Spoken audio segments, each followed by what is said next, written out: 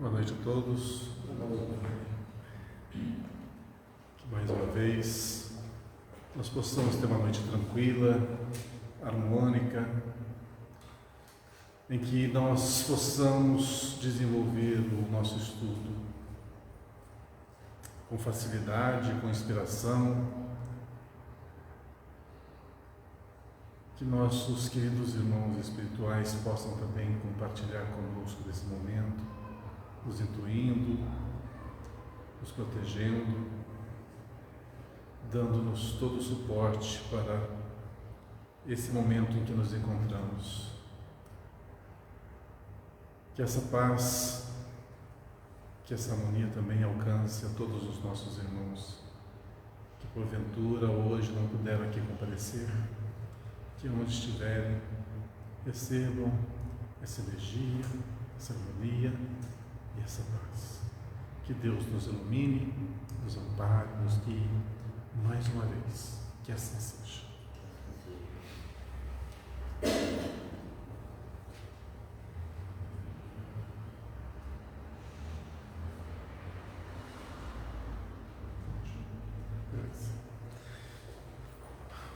Hoje nós vamos começar o capítulo 69 do livro Pão Nosso, do Chico Xavier. Essa obra, a segunda obra de Emmanuel, dessa coleção, e cujo título é Hoje. Vamos fazer uma pequena introspecção sobre o título. Hoje é o momento da nossa ação, é o momento em que nós nos encontramos, é o momento da tomada de decisão, é o momento da escolha, é o momento da realização. O passado não pode ser alterado. A partir dele vem o quê? A colheita do que semeamos. O futuro ainda não aconteceu. Então, no presente, nós preparamos o nosso futuro e colhemos aquilo que plantamos no passado.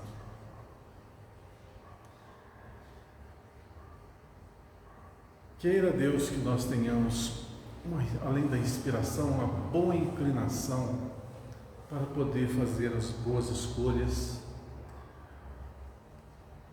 para que a nossa semeadura seja proveitosa, que seja frutífera no futuro e não espinhosa. Muitas vezes nós costumamos reclamar intensamente da nossa vida, do nosso cotidiano, perguntando: por que acontece isso comigo? Por que eu não tenho sorte? Por que o outro tem tanto e eu tenho tão pouco? Porque tem pessoas que são cercadas de alegria, de uma família numerosa, harmônica, e eu tenho uma família problemática, às vezes uma família até muito pequena. Tudo na nossa vida é resultado das nossas escolhas. Tudo, desde o princípio. Lógico que no passado nós tínhamos menos conhecimento, portanto, a possibilidade de errar era muito maior.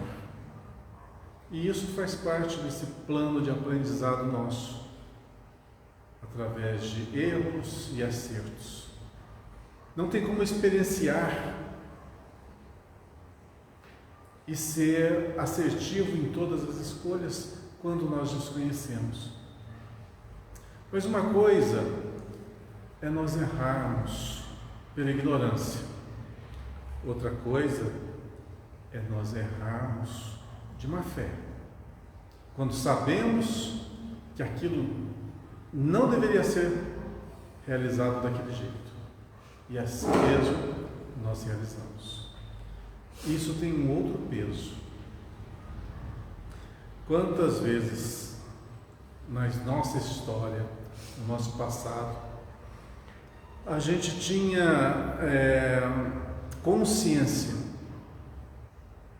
do caminho certo a se tomar, e escolhemos outro caminho. O peso é maior quando nós conhecemos o que é certo e o que é errado. E hoje, no nosso dia a dia, nós sabemos tudo, como nos portar, como lidar com o semelhante, como direcionar as nossas ações. Já temos um grande salto, sim, mas não sabemos tudo. O Espiritismo bate constantemente numa tecla da reforma íntima, justamente para quê? Para que a gente venha a errar o menos possível. O Espiritismo veio trazer para nós a elucidação da verdade, do que é lógico, do que é exato, do que é certo. E, logicamente, as suas consequências. Dá para se saber tudo sobre o Espiritismo? Não. Nós conhecemos. O Espiritismo nada mais é que um manual da nossa própria vida. Tudo que está ali relacionado quer dizer, dimensão à nossa vida, à nossa realidade. E tudo pautado aqui na lógica, na coerência e na razão. E tudo que está fora disso, com toda certeza, também está fora do Espiritismo. Pois essa é a regra de ouro dele. Se alguma coisa estiver em desacordo, é simplesmente excluída. Então não tem como errar. Erra aquele que quer, quando conhece, as realidades que nos cercam. Cada vez que nós adentramos nesse universo e nos tornamos mais sabedores da doutrina, mais a nossa consciência vai apertando os nossos instintos, as nossas paixões, as nossas preferências não muito salutares, e, consequentemente, ela própria vai nos guiando, nos policiando e evitando que nós erremos. Mas chega um tempo, esse tempo que nós estamos vivendo, não é mais da gente viver falando de erros, falando de karma, falando de lei de ação e reação, aquilo que você fez, você vai pagar ali. Nós estamos agora numa nova fase em que a consciência é mais ativa, porém o amor tem que prevalecer. Nós estamos num momento em que nós vamos agora cultivar as flores, não mais os espinhos. Nós vamos colher frutos, não mais venenos. Está nessa época das boas escolhas. Então, o texto de hoje, de Paulo, na carta aos Hebreus, fala o seguinte: antes, exortai-vos uns aos outros, incentivai uns aos outros, colocar as pessoas para cima, dar um direcionamento todos os dias durante o tempo que se chama hoje. É o tal de você ser otimista, de ser construtivo, de prevalecer os bons sentimentos. Está nessa época da gente pôr para fora o que nós temos de bom e não ficar só policiando os nossos equívocos ou as nossas paixões. É hora de pôr para fora o nosso potencial. Afinal, como que o mundo vai mudar se a gente não põe nada em ação? Se das nossas palavras proferidas ainda tem palavras de pessimismo, de amargura, de ressentimento, é hora de deixar as queixas de lado e vamos aproveitar tudo de bom que nós temos. Olha, a vida tem dois lados, o lado bom e o lado ruim. É questão de opção. Qual que nós vamos escolher?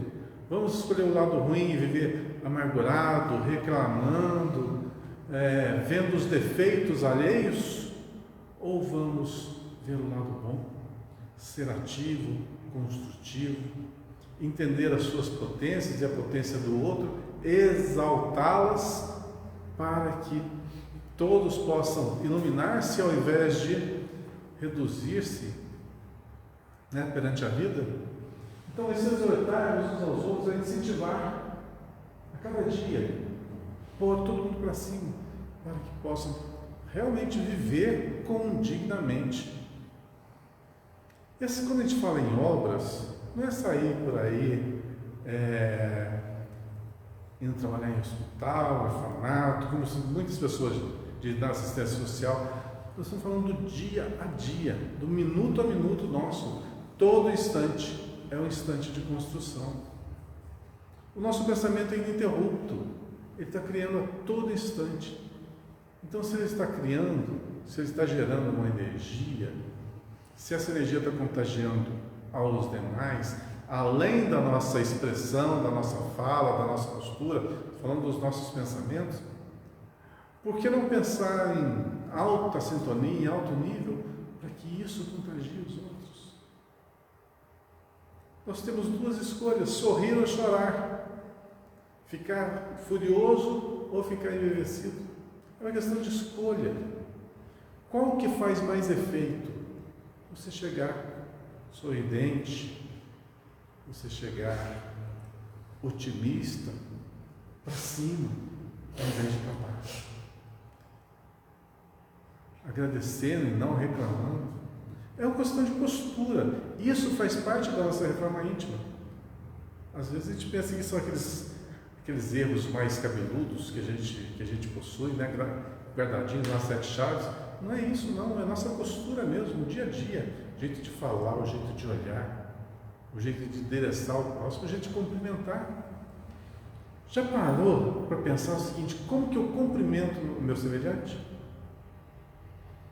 Se eu chego, aquela energia que eu passo para ele quando estendo minha mão, ou quando abraço, ou quando beijo, a energia que eu estou passando é uma energia de harmonia, de paz, de bem-querer, de fraternidade real? Ou é só um gesto qualquer sem um valor emocional? É questão de escolha. E olha, que faz uma diferença danada na vida do outro. Quando você passa essa energia, ela fica na outra pessoa. É um presente que você dá, gratuitamente, que vai trazer bem-estar, além de estreitar os laços que unem as pessoas. Então, o nosso jeito de ser, o nosso jeito de falar, o nosso jeito de interagir, de expressar com o outro, muda o mundo. E a gente está pensando que para mudar-se o mundo é necessário que os nossos governantes façam isso e façam aquilo, que modifique-se todas as leis que nos regem. Não. Muda a base, vai ver que tudo muda por conseguinte. Mas se nós não mudarmos, esperar a mudança de cima para baixo, não vai acontecer. Tem que ser de baixo para cima. E quem está lá embaixo somos nós. Nós que vamos dar a base para a construção de uma nova sociedade. E o Espiritismo faz o quê? A sua contribuição exortando, ou seja, incentivando para que todos vivam isso. Sejam felizes, simplesmente sejam felizes. Escolham a boa escolha. Eu escolho otimismo ao invés do pessimismo. E se a dor hoje bate na minha porta, vamos cuidar para que ela vá embora o mais rápido possível. E que entre pela outra porta a alegria. Na nossa casa, existem várias portas e várias janelas.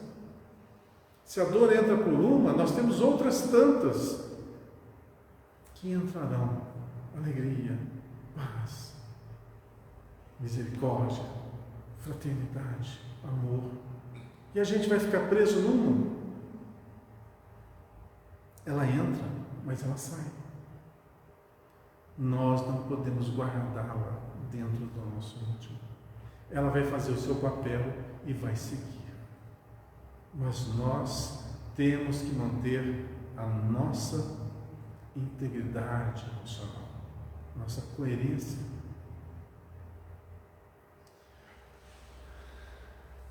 Para que nenhum de vós se endureça pelo engano do pecado. Quantos e quantos, quando pelas vias do desânimo, se deixam levar para outros caminhos, do desencanto, e vão pelas rotas do suicídio, pela falta de bens, vão para a criminalidade, para a falta de amor, vão para a prostituição. Quantos escolhem outro caminho que tem duras sequelas, que tem graves contrapartidas contra si próprio? Então, o que é coerente fazer? O que é certo? O que é justo? E se hoje não está bom, isso passa. Amanhã vai estar melhorzinho. E depois também. Porque a dor só tem um condão: modificarmos. Ela aponta que tem alguma coisa errada. Se a gente passar a entender isso, que a dor não é punição, é retificação, a gente aprende com ela. Volta e meia ela vai bater na nossa porta. E quando ela bater, vamos nos corrigir. Por que chegou nesse ponto? Faz a reflexão e modifica.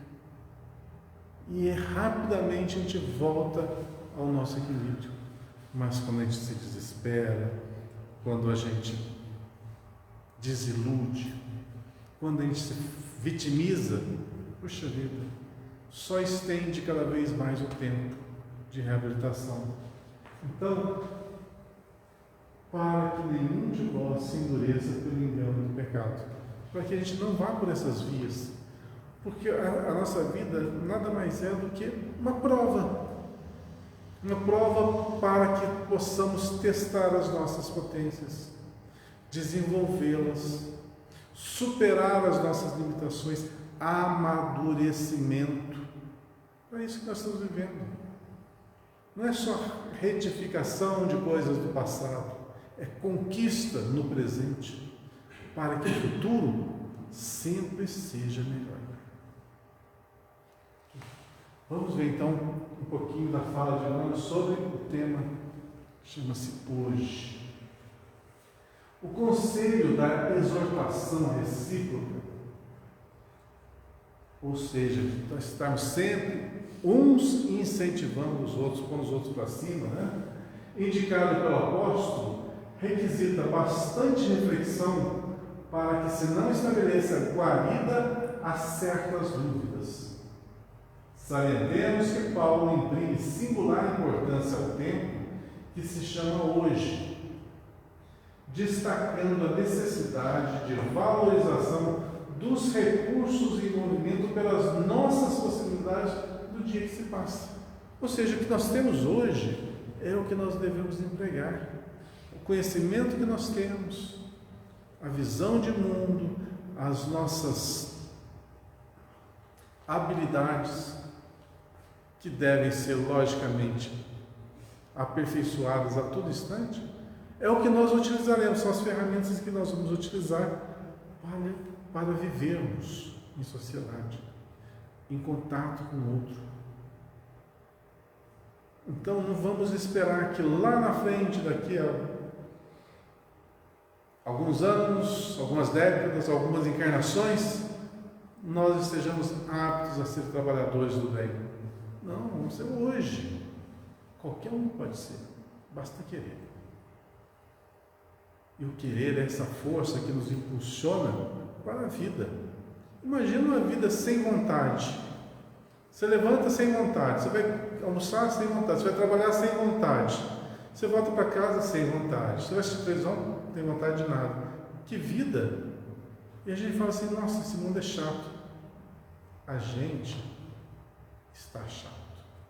Não é o mundo. Muda a postura. Muda a postura. Quantas vezes a gente se queixa? Isso é normal. E eu faço isso muito. A gente se queixa da refeição que a gente está comendo. A gente chega lá, arroz, feijão, salada e um frango. Frango de novo? Ai, meu Deus do céu, né? Ai, não aguento. Mas isso. Tá, levanta às 6 horas da manhã, pega uma enxada, um bom lote, vai capinar. Das 6 até as 11 da manhã. Na hora que você vai almoçar, você vai ver que a sua fome é diferente. E você vai abençoar a comida. O que faltou? O que mudou? A nossa postura, né? A nossa necessidade. E o negócio é tão interessante que eu lembro uma coisa. Quando eu era criança, a gente tinha umas dificuldades financeiras muito maiores do que nos dias atuais, né? Então, a gente fala hoje de dar esse exemplo de comer frango, mas frango antigamente era comida de domingo, comida chique. De vez em quando, no domingo, tinha lá um franguinho. De vez em quando. E era uma festa. O que mudou? Hoje, você pega um celular, eu faço isso, estou falando porque eu faço isso. Abre o iFood, você escolhe restaurante que eu quero. Que comida você quer? Pizza? Pizza não, estou enjoado de pizza. Lanche? Nossa, não pode nem ver o lanche. Feijoada? Já comi a semana inteira. Aí você olha aquele monte de comida e você não tem vontade. O que mudou? Antigamente isso aqui seria uma coisa, na minha infância, inconcebível, né? Para vocês terem uma ideia, eu acho que eu comi pizza pela primeira vez, eu acho que uns 16, 17 anos que eu comi pizza pela primeira vez. Hoje, as coisas, o mundo é bem diferente. Mas tinha outro sabor, tinha outra coisa, era outra magia. O que mudou? Tempero? Não. Mudou a nossa visão. Porque a gente deixa cair no ostracismo, naquela rotina, e perde o encanto. É a mesma coisa quando você tem sonhos materialistas. Eu quero ter um carro elétrico, por exemplo, está na moda hoje, né? Um carro custa aí, nem sei quanto custa, uns poucos, 300 mil reais. É um valor absurdo. Aí você trabalha, batalha, 2 empregos, guarda dinheiro, aplica, faz isso, vende daqui, de lá, consegue os 300 mil reais. Nem sei quanto que custa. Aí você compra aquele carro, leva para casa. Passa 10 dias, perdeu o encanto. Já não tem aquele valor que se tinha. E isso acontece muito com todo mundo. Porque busca-se a felicidade, a satisfação nessas conquistas materiais. Mas a nossa base está mal constituída. A gente não consegue dar valor na coisa mais cara que nós temos. O que é muito mais importante do que uma casa, um carro, uma conta recheada, bens, um emprego estável, né? Bem afortunado? O que é mais importante do que isso? E não vale falar saúde não, tá? Com saúde. O que é mais importante que isso? É aquilo que nós... Pode falar. Isso, para que a gente esteja bem. O que é mais importante que isso para que a gente esteja bem? A gente já tem. E não é saúde que eu estou me referindo. Vou fazer uma outra pergunta.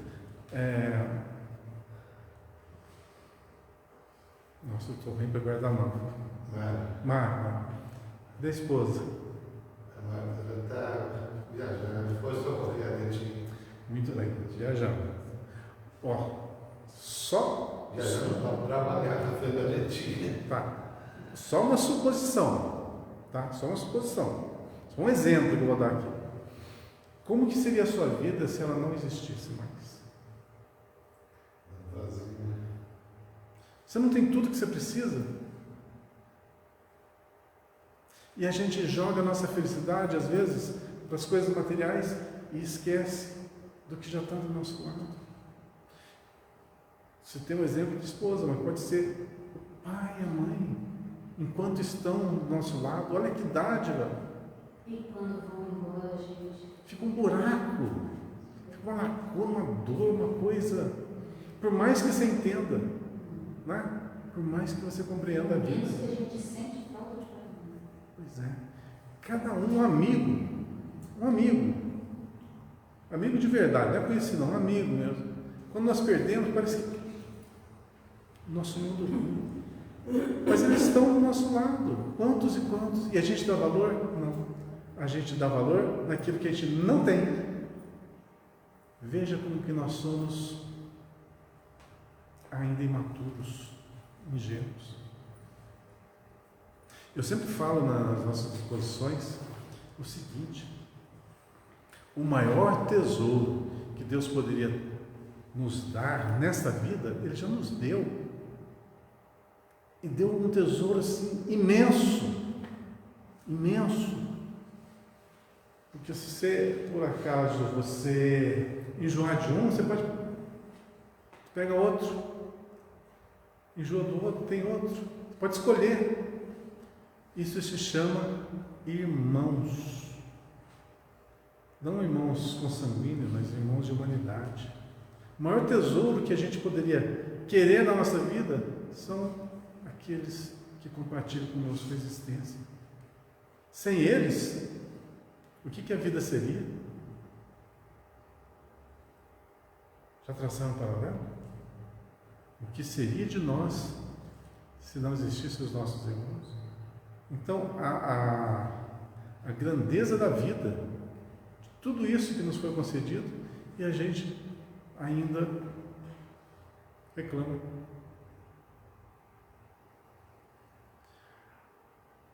Não tem aquela. Nós não aprendemos que Jesus, desde os primeiros tempos, está conosco e ficará conosco até o final dos tempos? Não tem essa? Pois é. O que Ele está fazendo? Por quê? Porque Ele sabe a importância de cada um de nós para Ele. Mas nós estamos tentando descobrir ainda a importância do nosso semelhante para nós. Estamos amadurecendo nesse sentido. A doutrina espírita, o cristianismo, ele nos exorta ao quê?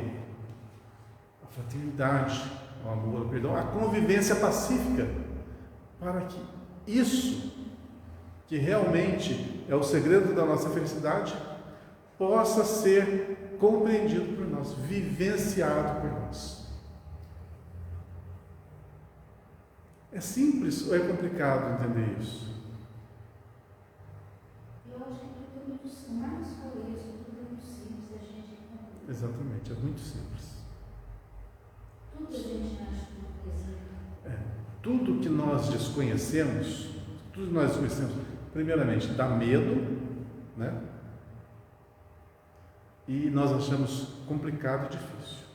Mas a partir do momento que você entende, e você já sabe como é, você não tem medo, e você não acha nada difícil, acha uma coisa natural.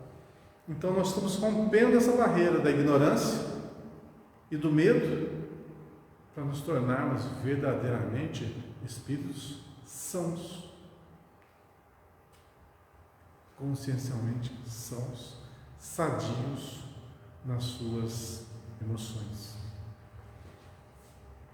Mas para que isso se desenvolva é necessário ter a convivência em sociedade.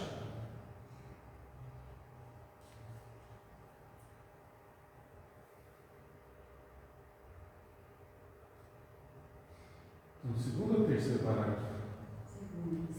Segunda ainda? Salientemos que Paulo imprime singular importância ao tempo que se chama hoje, destacando a necessidade de valorização dos recursos em movimento pelas nossas possibilidades no dia que passa. Acreditam muitos que para aconselharem os irmãos necessitam falar sempre, transformando-se em discutidores contumazes. Importa reconhecer, porém, que uma advertência, quando se constitua somente de palavras, deixa invariável vazio após a sua palavra. Nós estamos falando aqui do trato para com o próximo. O título fala que, para nós, um ajudar ao outro, incentivar ao outro. Mas esse terceiro parágrafo fala o seguinte: muitos acreditam que para aconselhar os irmãos necessitam falar, né? Admoestar, mas na realidade o que nós precisamos é exemplificar.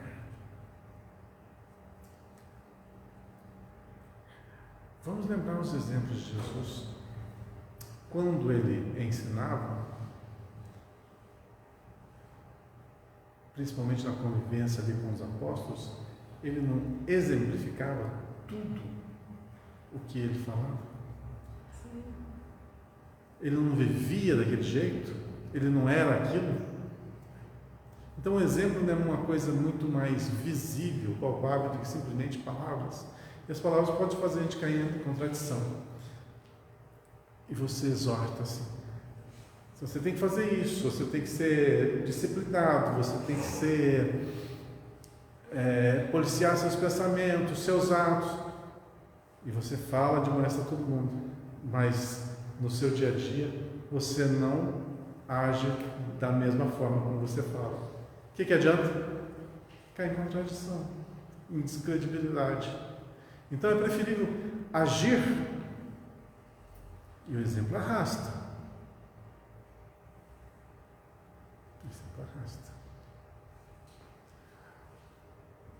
Vamos imaginar o seguinte: um exemplo bem bobo. Faz de conta que a gente tem um hábito. De que no nosso estudo, depois que ele termina, a gente pega, faz de conta, a gente tem as folhas de anotação, a gente arranca as folhas de anotação, amassa e joga no chão. Faz de conta que isso é um hábito nosso. Ok? E a gente acha normal isso. Não, terminei, aquilo lá não vai ser útil, amasso e jogo no chão. E vou embora. Aí, chega alguém aqui e fala: não pode fazer isso. Tem lixo ali para jogar no lixo. Aí eu pego as minhas anotações, amasso e jogo no chão. O que vocês vão pensar? Por que eu tenho que fazer se ele não faz? Agora, vejam bem, eu não falo nada. Vocês fazem isso, eu simplesmente vou quieto, pego todos os papéis no chão e jogo no lixo, primeira vez. Na segunda vez, vocês fazem a mesma coisa. Eu vou lá, quietinho, pego na frente de vocês, pego os papéis e jogo no lixo. Na terceira vez, vocês vão jogar no chão? É um exemplo bem bobo que eu inventei aqui na hora. Mas não funciona? Não é uma coisa assim. Tem aquela historinha, né? Se não entender, desenho. Entendeu o que eu desenho? Então, isso nas mínimas coisas da vida. Dá exemplos bem bobinhos para a gente só pegar no macro. Agora, no micro, como eu falei da nossa afeição, você chega para cumprimentar uma pessoa e ela está com o cara fechado. Tudo bem? Mais ou menos. Pronto, já acabou o encanto daquele encontro. Mas você fala: não está bom, mas vai melhorar. Tenho fé que vai melhorar. Mesmo que esteja num dia ruim, já muda. Está como Deus quer. As pessoas mais simples falam assim, né? está tudo como Deus quer, está uma pobreza só, mas estão com a fé lá em cima, confiança. Talvez nós tenhamos que aprender com aqueles que são mais humildes, porque às vezes a gente pensa que está num patamar mais elevado, mas às vezes não está. Muito bem, vamos em frente. Qual ocorre no plano das realizações físicas? Edificação espiritual alguma se levantará sem base. Olha aqui uma frase que eu gosto de falar, né? Edificação espiritual alguma se levanta sem base. E qual que é a base? Olha que eu falo isso bastante, né? Qual que é a base? Primeiramente, o amor. A base de tudo. Mas aí o amor estende as suas ramificações, que vai para caridade, fraternidade, benevolência, perdão, indulgência e mais uns tantos que eu já esqueci. Eram 24 que estavam na apostila lá, virtudes, para a gente desenvolver. Essa é a base nossa, mas vivida. Não é encenada, é vivida. Quando você fala de caridade, quando você faz caridade, é espontâneo. Quando você é fraterno, é espontâneo. Quando você ama, você não precisa pensar, você simplesmente ama.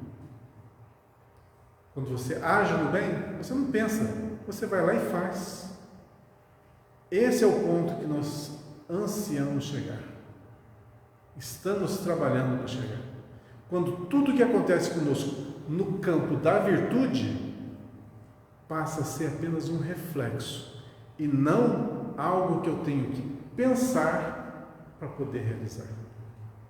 Quando eu chegar nesse patamar que você age dessa forma, aí a gente pode dizer, tiramos 10 nesse quesito. E uma vez que você tira 10 nesse quesito, você nunca mais vai tirar 9, 8, 7 ou 6. Porque virtude é uma coisa que não se perde. Você só perde aquilo que você nunca teve. Aquilo que você adquiriu por seu esforço, sua dedicação, você jamais perde.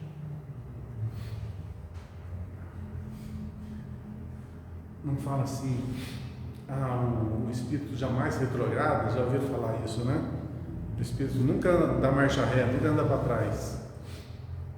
Ele pode errar, mas ele recuar, não recua. Pode saber que O erro faz parte do quê? Das nossas imperfeições ainda. Ninguém é perfeito aqui. Por mais virtude que você tenha, você não é perfeito. Então, a probabilidade de fazer escolhas erradas é grande. Todo mundo pode errar. Lembra de uma das orientações que foram dadas a Alcione quando ela foi reencarnar no livro Renúncia? Lembra do livro Renúncia? Qual que era a recomendação que foi feita para ela? Apesar dela estar num patamar elevadíssimo, ela fala assim, você está sujeita a falir. E se falir, você vai ser responsável. Quer dizer, ela já está num nível extremamente superior. Isso demonstra que nós somos amplamente responsáveis por todos os nossos atos. Não tem uma patente superior. Não é? E ela veio, reencarnou e faliu? Não. Ela matou alguém, traiu alguém, sofreu resignadamente, perdoou? Perdoou. Então o espírito, logicamente, mesmo na ignorância em que ela se encontrava. Então vejam que não retrograda, o que você adquiriu de patrimônio, das suas virtudes, você não retrograda, você não perde. Você não, por exemplo, reencarnou uma condição que você é uma pessoa honestíssima, 100% honesta. Aí você vê uma coisa que você pode se apropriar indevidamente, você faz isso? De jeito nenhum. Não faz mesmo. Agora, aqueles que têm a propensão, né, ainda de levar vantagem, é uma oportunidade, vai ser. Geralmente vai ter um conflito ali, né? Um conflito moral. O exortar-vos uns aos outros representa um apelo mais importante que o simples chamamento aos duelos verbais. Convites e conselhos transparecem com mais força do exemplo de cada um. Então, o exemplo, como falamos agora há pouco, ele arrasta mesmo. Então, se falar fosse sinônimo de se dar bem, de ter todos os atributos, eu estava feito, porque tanto que eu falo aqui, né? Não é verdade? Falo na quinta, falo no domingo, falo na terça. Não quer dizer nada se não põe em prática. Então, quando a gente fala da vontade, que a gente bate sempre nessa tecla, eu estou sempre falando para mim mesmo. Persevera, continua, esteja firme no propósito, não esmoreça, não desalente, não desanime. E isso eu falo constantemente para nós todos, né? Porque não temos ainda a virtude ali gravada a ferro e fogo ainda em nós. Estamos engatinhando nesse universo. Mas vamos ser vitoriosos. Essa é a única certeza que eu tenho. Só que demora um pouquinho, alguns milênios, né? Alguns ou mais um pouquinho. Mas vai chegar lá. Convites e conselhos transparecem mais força do exemplo de cada um. Todo aquele que vive na prática real dos princípios nobres a que se devotou no mundo, que cumpre zelosamente os deveres contraídos e que demonstra o bem sinceramente, está exortando os irmãos e a humanidade ao caminho da elevação. Viu só? O exemplo faz isso. Se a gente, na prática real, né, no nosso dia a dia, a gente cultiva os princípios nobres, que zela pelos deveres, estamos sempre exortando todo mundo a viver em paz, a se aperfeiçoar. Estamos indo pelo caminho correto. É para esse gênero de testemunho diário que o convertido de Damasco nos convoca.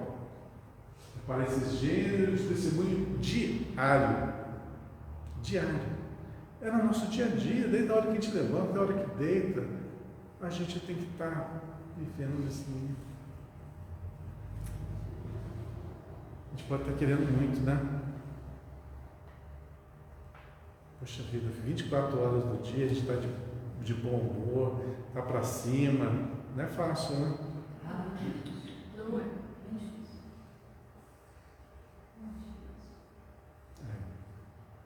É difícil não. Pior que não. Eu tenho que falar que não é difícil. Eu não posso concordar que é difícil, porque não é. Se eu falar... Mas se eu falar que é difícil, eu estou contradizendo o que está no livro dos Espíritos. Vou estar contradizendo, não vou estar contradizendo? Vou estar contradizendo. Então não é difícil. A gente torna tudo difícil. Mas eu falei, né? Pode até ser fácil. O problema olha, vamos raciocinar, vamos deixar o humor de lado, vamos ser bem lógicos nesse ponto. Nós somos criaturas que têm um alto potencial a ser desenvolvido. Todos nós, qualquer ser humano, tem um alto potencial a ser desenvolvido.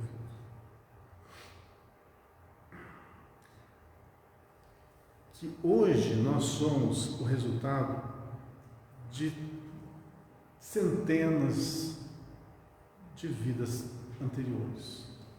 Em cada uma delas teve as suas experiências, seus erros, seus acertos, suas paixões, suas derrotas, suas vitórias.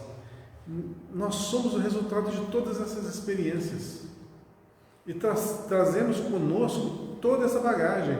Essa bagagem vivencial somos nós. Então erramos muito, cultivamos muitas paixões, pegamos tudo que o mundo pode nos dar, jogamos dentro do liquidificador e batemos aquilo lá. Isso resultou em nós. Agora o que nós estamos fazendo? Nós estamos separando o joio do trigo. Isso é bom, isso é ruim. Isso vai, isso não vai. Para tentar criar esse homem ideal, essa pessoa ideal, né? Sem máculas, sem equívocos, sem paixões desenfreadas, uma pessoa coerente, digna, trabalhadora, todas as virtudes. Nós estamos fazendo essa filtragem no nosso dia a dia. Então a gente tem tudo isso dentro de nós, faz parte do nosso ser. Nós somos esse resultado. E agora nós estamos separando o que é bom, o que é ruim. Vai estar tudo misturado. A dificuldade nossa é justamente separar tudo. Porque se nós tivéssemos condição de falar, isso aqui está fora, isso aqui está dentro, e abandonar isso, no instantinho, a gente ia falar assim, muito fácil esse caminho. Mas não é um trabalho, é gradativo. É todo instante. Então, como eu falo, todo momento nós temos que vivenciar, justamente nesses momentos da vida, nós estamos filtrando, estamos fazendo escolhas. Chegou um determinado momento, agora eu vou sorrir e receber bem meus amigos. Mesmo não estando lá, né? Fiz aquele esforço, consegui ter momentos agradáveis e passar coisas boas. Vitória! Algo a mais positivo na sua vida. Então você vai ter escolhas a todo instante, a todo momento. Você faz escolhas boas, você vai alijando aos poucos as coisas ruins. Então a gente fala que é difícil porque dá trabalho, dá muito trabalho. É uma luta interna nossa. Mas na realidade, quando você quer ir pelo caminho do bem, você já tem noção do que é certo, do que é errado, quais as virtudes quer desenvolver, como você quer ser tratado, como você quer tratar o próximo. Quando você tem tudo definido, fica fácil. O duro é que a gente não abandona essa sopa que nós nos tornamos. E quando falamos de reforma íntima, é justamente tirar o que é bom e jogar fora o que é ruim. Então, reforma íntima é isso. Resultado de tantas e tantas encarnações, de tantas e tantas vivências, que resultou no que nós somos. Agora nós queremos nos tornar o ser ideal. É a hora de trabalhar com nós. E o que nos impede? Nada. Como está dito no Livro dos Espíritos. O que nos falta é a vontade. A gente já sabe. Agora é vontade. Dá trabalho?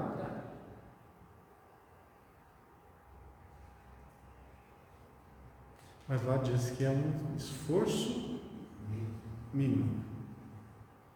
Mas dá trabalho. Mas o esforço é mínimo. Basta querer. A gente vai encontrar a fórmula. Não tem como dar essa fórmula. A gente tem que encontrá-la. né? Tem pessoas da maior simplicidade que sabem essa fórmula, vivem ela plenamente. E nós que estamos estudando, vivenciando, aprendendo, temos enorme dificuldade. Qual que é a diferença? A diferença é que já fez essa separação, já sabe o que é. Não aceita o erro, não aceita o desespero, não perde a fé. Já está nato na pessoa. É esse trabalho que nós estamos fazendo. Onde que eu parei? Não te endureças. Não te endureças, pois, na estrada que o Senhor te levou a trilhar, em favor de teu resgate, aprimoramento e santificação. Recorda a importância do tempo que se chama hoje. Então é hoje que tudo está modificando. Nós somos resultado do passado. O resultado do passado somos nós. Mas hoje, nós estamos fazendo essa escolha. O que eu quero ser? Quero ser bom? Quero ser honesto? Quero ser trabalhador? Quero ser materialista? Quero ser espiritualista? Quero ser ativo no bem? Quero viver na inércia? Estou fazendo as escolhas. De acordo com a escolha, está traçado o meu futuro. E o que o cristianismo faz? Nos dá fórmula para sermos felizes. Basta seguir. Essa é a base. Ok? Vamos em frente?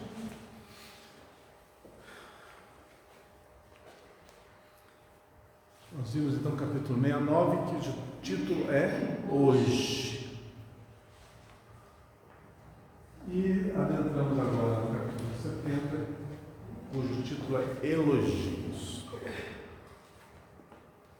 Vamos começar fazendo uma perguntinha básica. Receber elogios é uma coisa boa ou uma coisa ruim? Deve ser bom. Até um certo ponto, mas quando é aquela coisa, né, que você vê que não tem muita veracidade, Elogio é sincero, é bom. Mas aquele elogio é só para levantar sua cabeça. nossa. E está assim, viu? Esse tipo de elogio, dispenso.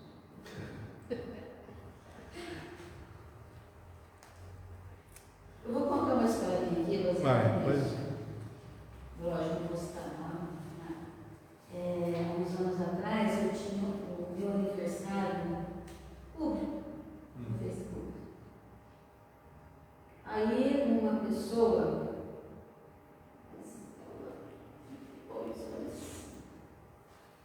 parabéns, sabe?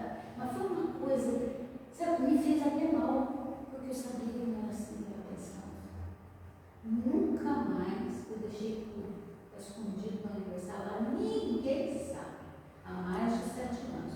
Porque foi um elogio, não vou dizer elogio, mas foi uma fala dela para me desejar parabéns e felicidades. Eu precisava daquilo tudo. Você não vai ganhar presente, não. Hã? Você não vai ganhar presente esse ano.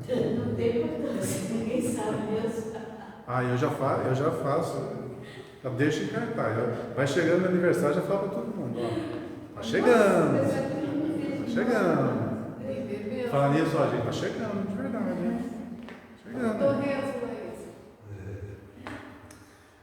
Então, elogios é um bom presente. Elogios é agradável receber.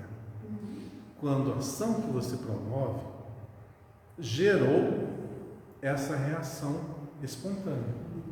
Espontâneo, a palavra certinha.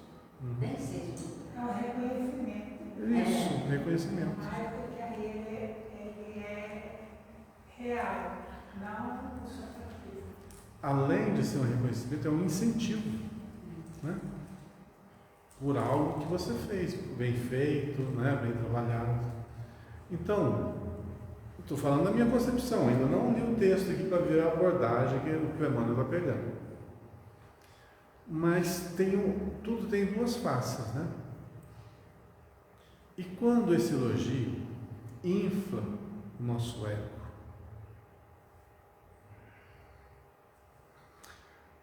Exacerba a nossa vaidade, nos torna mais orgulhosos, mais pomposos.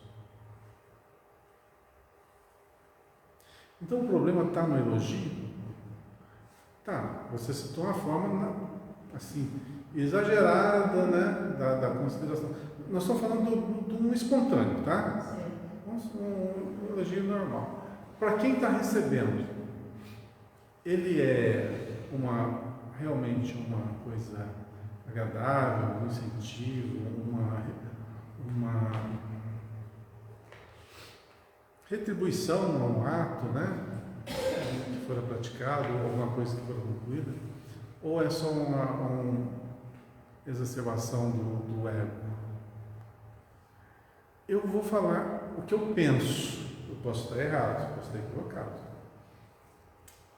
Mas é tipo assim, a mesma água que mata a sede, mata as pessoas afogadas também. Qual que é a diferença? É a utilização dela. Um equilíbrio em tudo, né? Exatamente. Exagerar não é legal. Então, quando nós mal utilizamos os recursos naturais, nós somos responsáveis pelo que geramos. Olha só, nós estamos falando de um elogio. Alguém jogou para nós uma certa vibração, né? Uma energia que nós vamos utilizar do jeito A ou do jeito B, do jeito certo ou do jeito não muito certo. Então a gente pode dizer que é neutro, né? Tá, existe aqueles puxa-saco que vai. Não é isso que eu estou me referindo, estou referindo a uma coisa natural, normal, sem uso pernicioso, tá? Então, mas para quem está recebendo, se esta pessoa tem imperfeições, o que pode acontecer? Ela achar que é muito mais do que na realidade. Então, uma das coisas que sempre nós falamos nos centros espíritas é justamente com relação a isso. Tenha cuidado, porque você vai receber elogios, assim como vai receber críticas também. Mas não acha que é a última bolachinha do pacote, porque se você for por esse caminho, está perdido. Como eu disse, nesse mundo nós estamos cercados de indivíduos nas mais diferentes faixas vibratórias, tanto encarnados quanto desencarnados. Quando nós baixamos a nossa frequência vibratória, nós assimilamos as frequências de espíritos que estão naquele nível. Então, se a gente vai para o lado da vaidade, do orgulho, né? Olha o que vai acontecendo com a nossa vibração. Vai baixando e vai sintonizando com a vibração de outros irmãos nossos que estão nessa faixa. Dá para tirar a conclusão do que acontece, né? Estão sujeitos a obsessões, fascinações, intercorrências de outros no nosso jeito de pensar, na nossa frequência, no nosso mundo íntimo. Ou seja, é perigoso nós darmos vida às nossas imperfeições. As nossas imperfeições a gente tem que ir podando. Se a gente não consegue arrancar pela raiz, vamos cortando, galinha a galinha, até que um dia a gente consiga extirpar. Como não consegue tudo de uma vez, vamos tolhendo. Agora, se você jogar adubo ali, Jesus, e depois para cortar, né? Então, com relação a elogios, tenhamos consciência de quem nós somos e dos nossos potenciais. Eu aconselho ao equilíbrio. Excesso de humildade também é tão ruim quanto o orgulho exacerbado. Por quê? O excesso de humildade faz com que a pessoa não haja. Ela se acha muito inferior. E humildade não tem nada a ver com inferioridade. Muitas pessoas confundem. Você pode ser pessoa humílima e extremamente ativa. Então, acha-se equivocadamente que a humildade é aquela pessoa que fica, guardadinha no seu mundo, não dá pitaco na vida de ninguém, não faz nada assim que o desabone, mas também não age no bem. Chico Xavier era uma pessoa humílima. E olha o tanto que esse homem trabalhou na vida. O tanto que ele fez. Então... Ele não gostava de elogios, né? Ele não gostava de elogios. Quando falava, Chico, você não sei o que, ele falava, não, eu sou aquela pulga que estava no bichinho, né? Isso não acho que é inferioridade, não. É porque ele não gostava mesmo, ele gostava de tudo que era mais simples. Ele não queria se sobressair, porque ele era muito maior que todos nós. E ele não queria, de maneira alguma, ferir-nos. Então, isso é uma demonstração de humildade. Mas ele tinha plena consciência do que ele era. E olha, quanto mais evoluídos, conscientes, conhecedores nós nos tornarmos, eu acho que mais humildes a gente se torna também. Por quê? Quanto mais conhecimento vai nos dar aquela visão de que a gente é muito pequenininho. E aí a humildade realmente ela é necessária. Aí ela se torna real, porque o indivíduo sabe da sua pequenez. Pode ser grandioso para esse mundo, mas perante tudo é um ato. Vamos lá. Isso está em Lucas capítulo 11, versículo 28. Mas ele disse: antes, bem-aventurados os que ouvem a palavra de Deus e aguardam. Tá, o que é a palavra de Deus? Palavra de Deus. No Evangelho? Na Bíblia tem lá algum lugar que fala assim, ó, Deus está falando isso. E vem as palavras dele. É isso? Não. Não. Mas tanta gente fala aí, ó. As palavras de Deus, né? É a Bíblia. Não fala isso? Fala do Senhor, ele fala a palavra do Senhor, né? É. Se referindo a Deus, né? Exatamente. Deus não falou. É um argumento assim que é difícil de rebater, né? Você é contra Deus? Você é contra a Bíblia?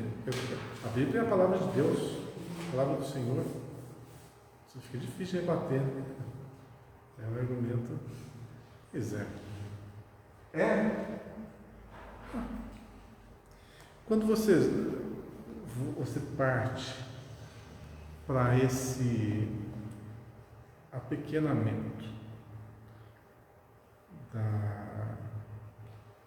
do modo de ver as coisas, resulta nisso, numa frase sem sentido. O que é a Bíblia, o que é o Evangelho? A Bíblia, se você estudar bem, é um compilado de N livros, né, juntados da Antiguidade que resultou nela. E ali guarda conceitos de outros povos, a história de outros povos, conta. E essa história é a palavra de Deus narrando? Não. E aonde que se encontram as palavras de Deus ali? Nos ensinamentos. Tudo que exalta o ser humano, que educa, que conduz para o caminho do bem. Isso é a palavra de Deus. É o que nós chamamos hoje de o Evangelho. a boa nova, o caminho. Como que eram chamados os primeiros cristãos? Os caminheiros, né? Os que estavam no caminho. O Evangelho é o caminho a ser seguido.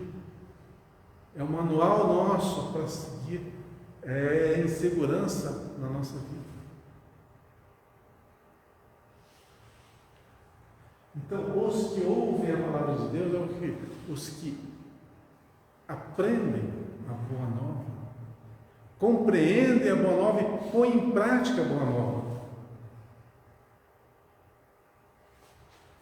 E guardam, é o seguinte, que aquelas lições foram primordiais para o aprimoramento do ser.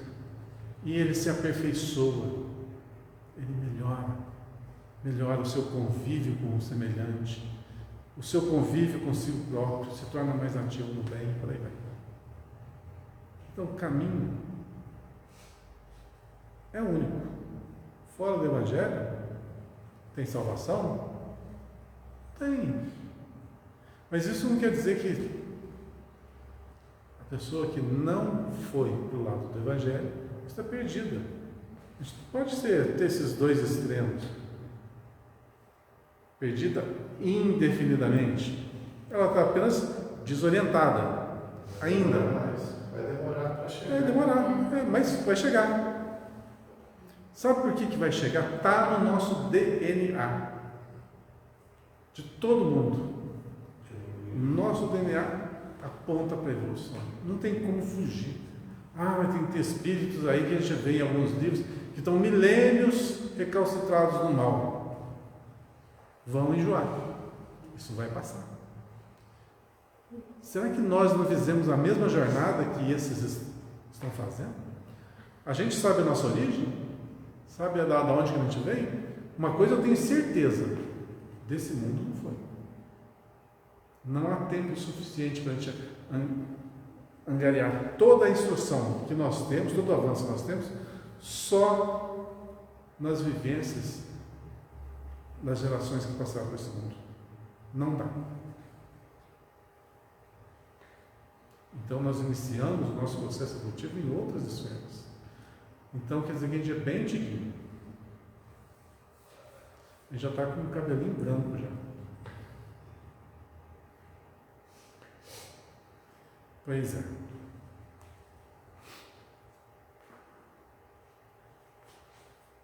Vamos lá ver o que Emmanuel fala sobre esse tema, elogios. Dirija-se Jesus à multidão, com o enorme poder do seu amor, conquistando geral atenção. Mal terminaram as observações amorosas e sábias, eis que uma senhora se levanta no seio da tumba e, magnetizada pela sua expressão de espiritualidade sublime, reporta-se em alta voz às bem-aventuranças que deviam caber a Maria, por haver contribuído na vinda do Salvador à face da terra. Mas, prestamente, na perfeita compreensão das consequências infelizes que poderiam advir da atitude impensada, responde o Mestre que, antes de tudo, serão bem-aventurados os que ouvem a revelação de Deus e lhe praticam os ensinamentos, observando-lhe os princípios. Então aqui, ponderadamente, Jesus evita que seja feita uma exacerbação, né? Como se a mãe dele fosse colocada num patamar muito superior aos demais, pela missão que ela abraçou. E ele reporta-se muito bem aqui no final. Antes de tudo, serão bem-aventurados os que ouvem a revelação. Ela não ouviu a revelação? Sim. Ele pratica os ensinamentos. Ouviu, aceitou, praticou. Então, não só ela, está se colocando Maria, né? Não só ela, mas qualquer um daqueles que seguir esse caminho, vai ser bem-aventurado. Veja que, se tal elogio fosse levado à frente, sem essa leve admoestação, poderiam ter colocado ela num patamar muito superior. E não é, nunca foi da intenção do mestre se colocar num patamar superior a ninguém. Como ele mesmo afirmara, que aquele que quer ser o maior de todos, que seja o servo de todos. Então, como que alguém pode ser o maior aqui no plano terra? Por uma missão que abraçou? Então, esse maior, logicamente, seria o Cristo. A gente sabe disso. Maria, mãe de Jesus, é um ser altamente iluminado. Nós sabemos disso. Mas ali ele reduz a sua grandeza para se colocar no patamar de todos, para não ferir a ninguém. E para dar o quê? O exemplo. Para levar a lição. Não importa a pessoa. Se importasse a pessoa, o Cristo logicamente sentaria no trono e geriria, né, o mundo com maestria. Mas não é essa a intenção. Ele não veio para gerir aquela geração. Ele veio para ensinar para todas as gerações. Então, tudo na vida do Cristo foi motivo de exemplo. Tudo. Pode pegar vários livros que os autores espirituais se reportam à vivência de Jesus aqui na Terra, nesses 3 anos que ele perambulou. Todos focavam com uma precisão assim absurda nos ensinamentos, na humildade, na exatidão, da coerência das falas, uma perfeição assim que eu nunca vi igual. Eu sempre falo de alguns livros, o mais conhecido, que foi trazido pelo Chico Xavier, é a Boa Nova, Humberto de Campos, né? Aquele livro ali é uma perfeição. Ler aquilo ali. Olha, eu não sei como é que na minha vida eu só li esse livro uma vez. Olha, eu li uma vez apenas e foi marcante para mim.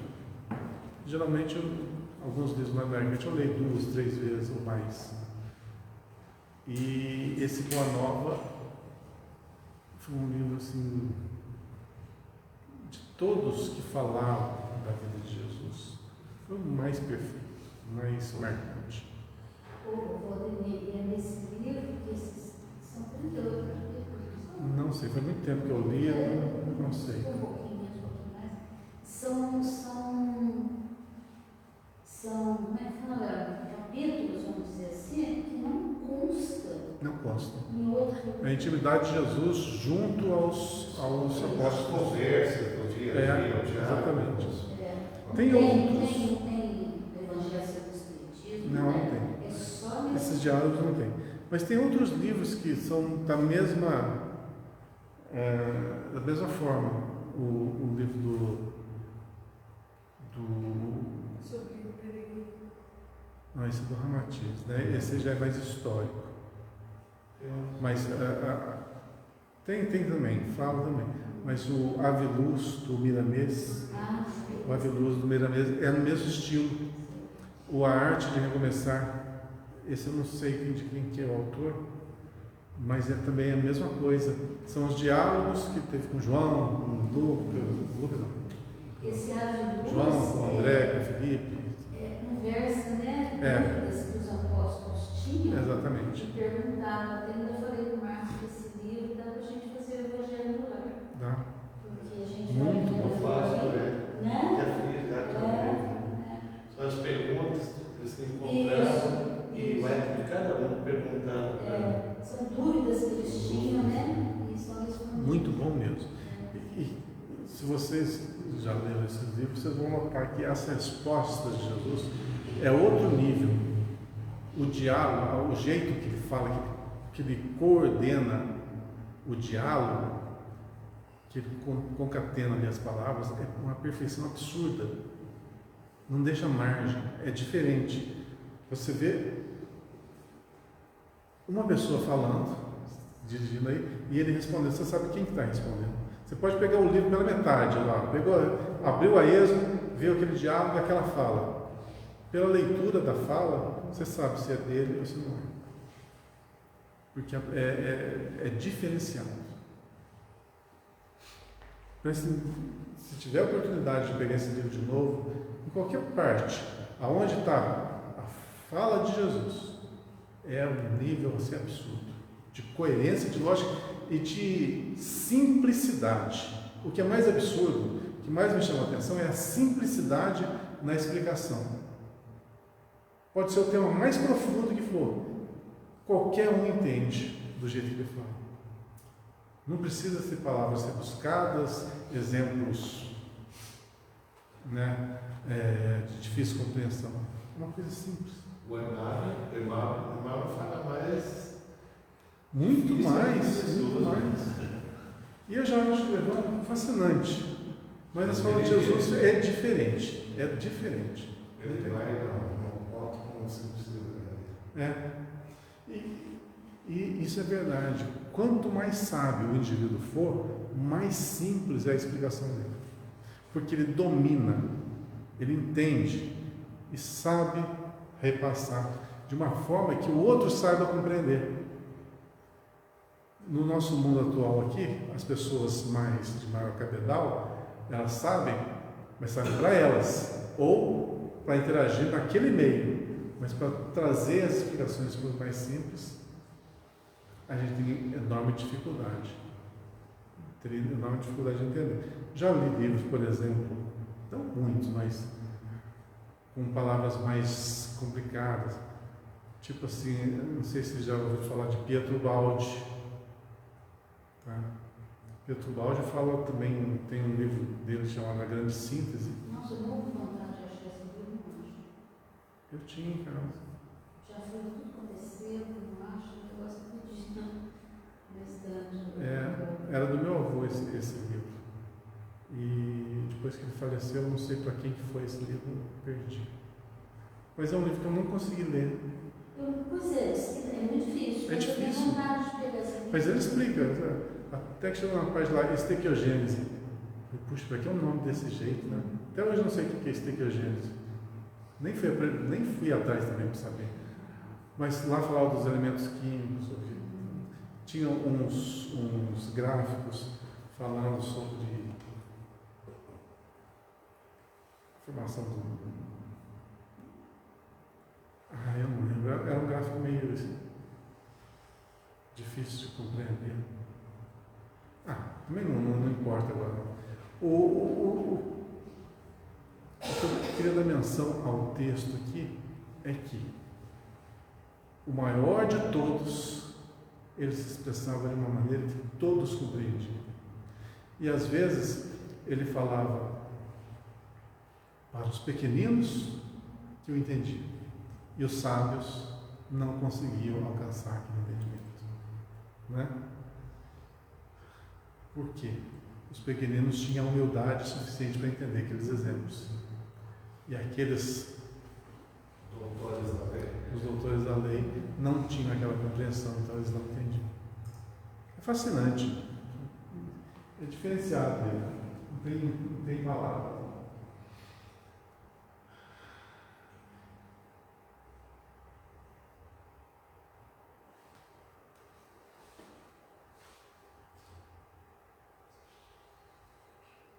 A passagem constitui esclarecimento. No terceiro parágrafo, né? Vamos lá. A passagem constitui esclarecimento vivo para que não se amorteça entre os discípulos sinceros a campanha contra o elogio pessoal, veneno das obras mais santas a sufocar-lhes propósitos e esperanças. Eu estava vendo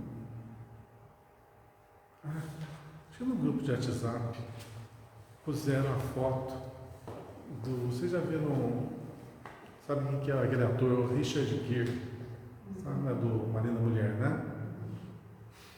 E puseram uma foto no WhatsApp, não sei se é WhatsApp, Facebook, que ele esteve em Pouso Alegre em 1987. Você sabia disso? Eu vi.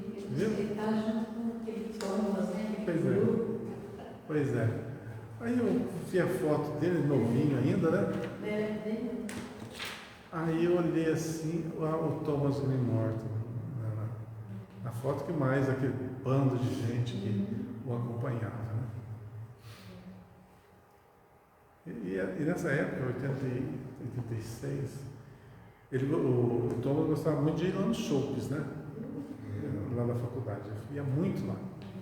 Quantas vezes eu fui lá e estava lá, e aquele bando de gente junto.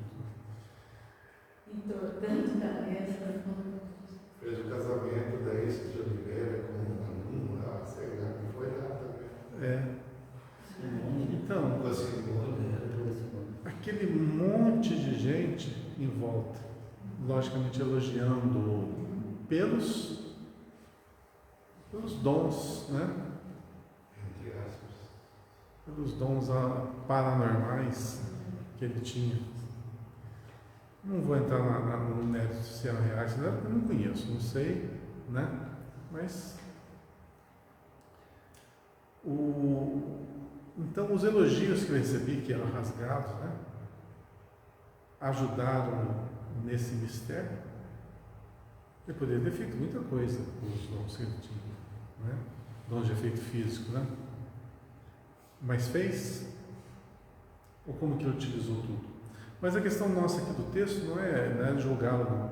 É compreender que, nesse interim, se vem um ator lá dos Estados Unidos para conhecê-lo aqui, com certeza ele foi muito bajulado, muito procurado. Isso fez bem? Não fez, né? Não fez. Exacerbou aquilo que já tinha. Orgulho, vaidade. Então, elogios podem causar esse distúrbio na gente? Pode. Pode ser aquele adubo que foi colocado, aquela sementinha que a gente guardava lá no nosso íntimo e que fez o negócio florou muito, né? Tem um caso, acho que é de Irmãos X. Tinha um palestrante, fazia reunião, e nas casas fazia reunião. Aí um jovem chegou e fez um elogio para ele, e através desse elogio ofereceu ele um licor. Ele, por ter recebido esse elogio, se sentiu, aceitou o licor. A partir dali ele virou hipócrita. Ele já era hipócrita. Mas o elogio exacerbado, ele aceitou. Adubou a sementinha, né? Por isso Qual teologia? é importante a gente se conhecer. Quando a gente fala, a gente tem que saber quem que nós somos. Tem que saber aonde que você tem o seu calcanhar de Aquiles. Para que ele não venha a ser o nosso ponto de falência. Você tem que saber. Perfeito eu sou? Não. Onde está pegando? Onde que a corda aperta? Nisso, isso, naquilo. Então, policia. Se você não consegue alijar esses desalinhos, né? Essas imperfeições que a gente carrega, policia elas. Agora, se você der asas, olha só, sem também julgar ninguém. Vamos tomar o exemplo do João de Deus. E é bom salientar que ele não era espírita, tá? É bom salientar. Ele tinha os dons, Era espiritualista, sim, mas espírita, não. O espiritismo não tem nada disso. Ok? E, muito bem. Ele tinha assistência do plano espiritual para trabalhar em benefício daqueles necessitados? Tinha. Tinha o dom? Tinha. O que aconteceu?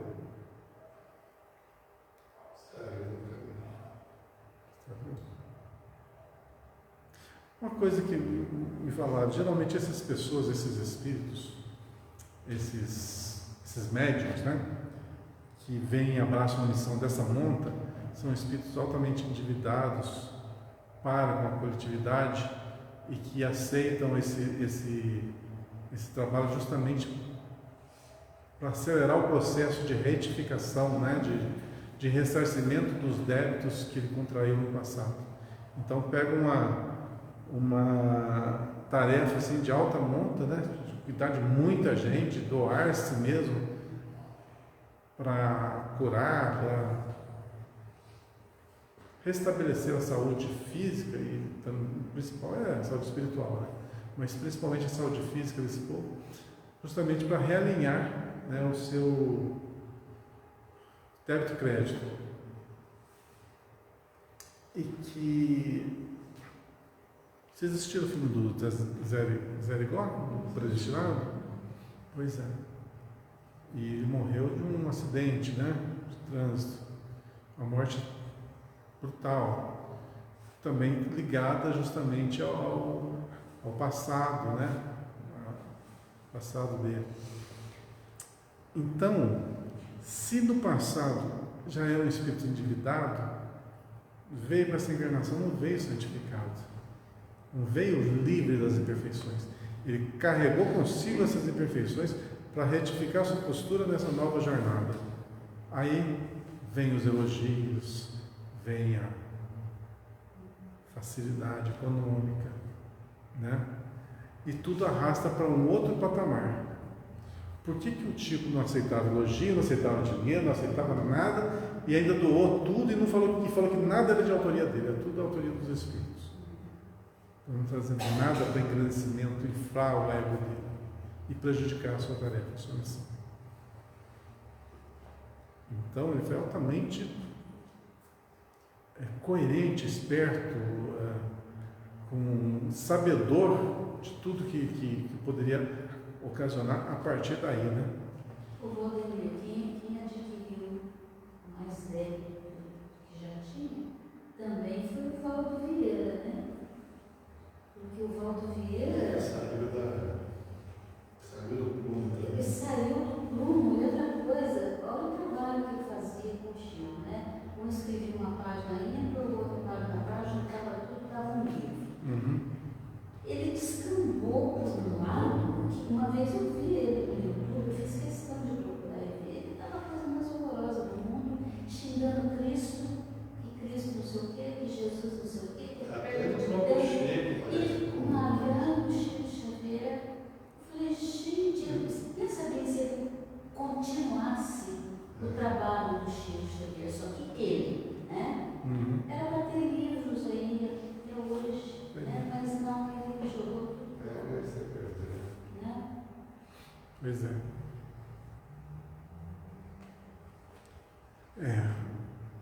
Foi respeitado o livre-arbítrio dele, né? Foi. Respeitado, mas... Adquiriu mais débito, né? Pois é. Como eu disse, a vida nossa é resultado das nossas escolhas. Você escolhe a todo momento, a todo instante, a sua felicidade ou a sua infelicidade. Ele escolheu o caminho dele, ele achava que aquilo era certo. Ele vai colher os louros da vitória ou os espinhos da derrota. Acertos ele teve, como todos nós temos nossos acertos, e teve seus equívocos também. Quem somos nós para julgar? Mas poderia ter sido assim, um grande instrumento, né? Mas foi para um outro lado que eu acho, eu desconheço, eu acho perigoso e não aconselharia. Fui para o lado do desdobramento, aquela. Ele dava aula, umas dava coisas assim, nossa. que, por eu desconhecer, eu não posso falar, né? Mas que na minha intuição, isso aí não dá para mim. Pelo menos para mim não dá, né? Eu sei das dificuldades. Onde eu parei? Se admiras. No último parágrafo? Se admiras algum companheiro que se categoriza a teus olhos por trabalhador fiel do bem, não o perturbe com palavras, das quais o mundo tem abusado muitas vezes, construindo frases superficiais no perigoso festim da lisonja. Ajuda-o, com boa vontade e entendimento, na execução do ministério que lhe compete, sem te esqueceres de que, acima de todas as bem-aventuranças, brilham os divinos dons daqueles que ouvem a palavra do Senhor, colocando-a em prática. Então, está aí novamente a simplicidade sendo-nos exposta, né? É o Evangelho colocar em prática, simplesmente isso. Tudo fora disso vai ser um roteiro, né, complexo da vida que nós mesmos escrevemos para nós. Lembra que eu falei até uns 2 aulas atrás, 3, que fui procurado um sábio para que pudesse explicar com poucas palavras a respeito da vida, né? Os mistérios da vida.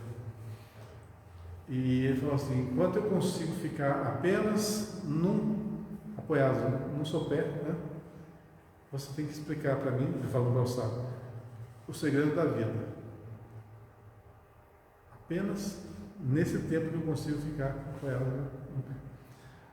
Foi um sábio que falou: isso é impossível. O outro não é impossível. E chegou num último sábio lá, o mais de todos, falou: perfeitamente.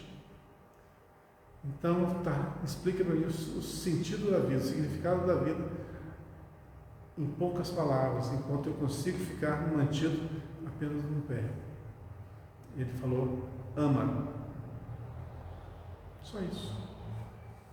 Só falou: ama. E ele disse: não, mas como assim?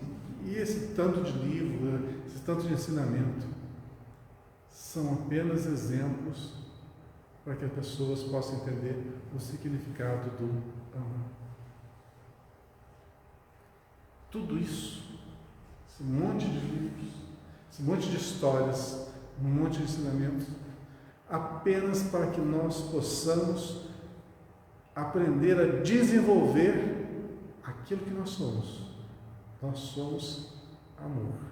Ama é o verbo em ação. Ama é a ação de amar. Tudo que nós aprendemos na doutrina, nesse mundo, é para apenas pôr em prática essas 3 doutrinas. Então, que a gente possa compreender que o sentido da vida é muito simples de entender. E a complexidade, quem faz? Somos nós. Gente, por hoje é isso. Boa semana a todos, muita paz, muita saúde para todos nós. Terça-feira continuamos.